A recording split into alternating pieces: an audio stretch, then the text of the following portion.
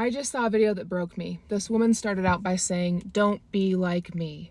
Don't be in a relationship with somebody who mistreats you." And it broke my heart because of the pain that she is enduring in her situation. But more than anything, it made me think about how too many people are in relationships where people are causing them pain and mistreating them because they get into those relationships for a myriad of reasons. But what would have been mine is that I wanted to belong. I wanted to be like everybody else, and society pushes this narrative that you have to be coupled to be of worth and value. And I would have done anything.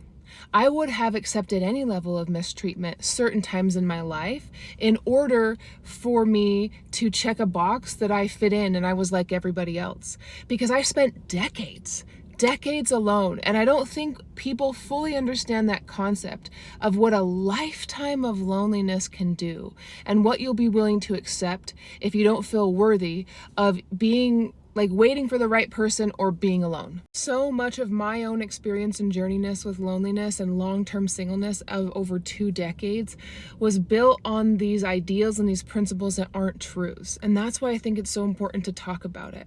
It isn't true that you only have worth and value if you're coupled. Somehow society has kind of like trained that to be in people's brains, that like that's what brings value. If someone can desire you, then you have worth and value.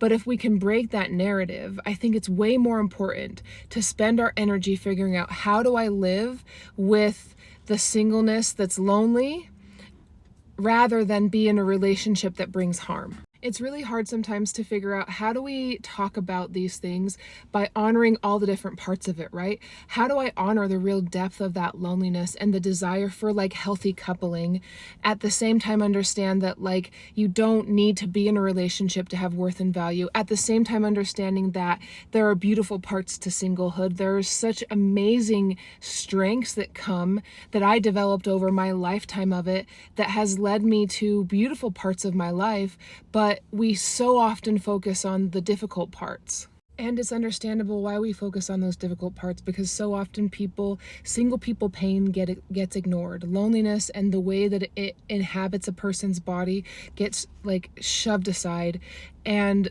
there's other pains that become more valid. So it's a balancing act. I don't always get it right, but I'll continue to try, because I'm trying to reach people who are younger than me, people who believed like me, who felt all of their worth was in this one part of society. And I want them to not accept bad things into their life. I want them to be able to live a beautiful life, have hope for a healthy relationship, but also understand how to make their life work if they're going to be alone forever. And that is a hard balance, but I'll keep trying. I'm sending you love.